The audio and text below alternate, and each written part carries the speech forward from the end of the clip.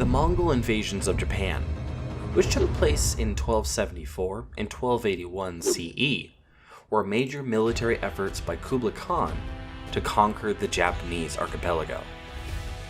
The Japanese, especially the samurai warriors, brilliantly fought and successfully defended their shores against the Mongols. But it was also typhoon storms and kamikaze, or divine winds, that sank and drowned most of their enemy ships and men, hence protecting Japan from foreign conquest. This video presents Mongol invasion of Japan, how the battle became such a glorious episode in Japanese culture. A diplomatic effort. In the mid-13th century, half of China and Korea at the time had already been conquered by the huge empire of Mongols, and their leader Kublai Khan looked to Japan for more tributes and vassaldom. Japan was rich in resources, especially in gold. Kublai Khan's motive may have been to enhance his status, or to eliminate the trade between Japan and the Mongols' enemy in southern China, known as the Southern Song Dynasty, 1125 to 1279. The invasions can be viewed as the Mongols' act of revenge for the havoc that the Japanese pirates had been causing to East Asian coastlines and trade ships. The Great Khan sent a letter to Japan in 1268, expressing efforts to establish friendly relations, however, demanding tribute from Japan to the Mongol court.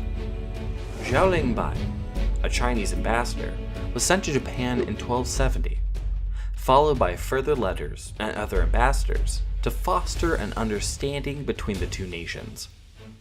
But the Japanese did not know how to respond, so they remained silent, despite Khan's diplomatic efforts.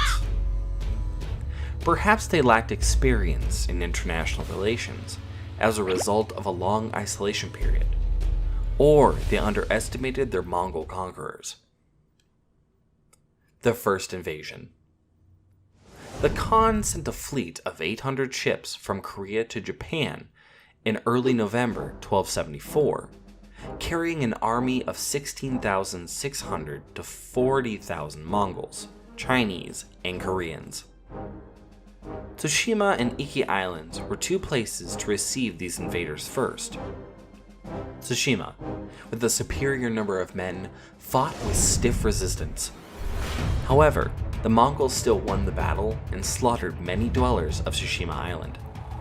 Meanwhile, the defensive force at Iki fought valiantly, but eventually received no reinforcements from the mainland, was defeated by the Mongolian army. About 1,000 Japanese soldiers were killed there. Hakata Bay was the next destination for the invasion fleet. The Japanese prepared for the battle, but the total defense force was still small at about 5,000 men. After landing on Japanese soil for 18 days, the Mongols did not push farther into Japanese territory. Supply problems may be one of the reasons, or perhaps the whole invasion was not an invasion. It was just a reconnaissance to launch a second larger one. We never know their real intention, but on 20 November, the invaders withdrew out into the bay. Some would say this was a fateful decision, since a terrible storm struck and killed a third of the Mongol army. The invaders were then forced to withdraw back to Korea. Another diplomacy. Having decided to return to diplomacy, the Khan then sent another embassy to Japan in 1275, demanding Japan to pay tribute. The shogunate remained silent and beheaded the Mongol ambassadors. He came to the realization Japan would not be conquered without force. However, Kublai Khan was involved in battles against the Song in southern China, so it took him 2 years to set sights on Japan again. While the Khan was occupied with the Song, the Japanese government strengthened its armed force. They built fortifications and massive stone walls around Hakata Bay in 1275.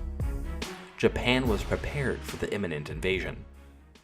The second invasion. The Mongols' second invasion was much bigger than their first one.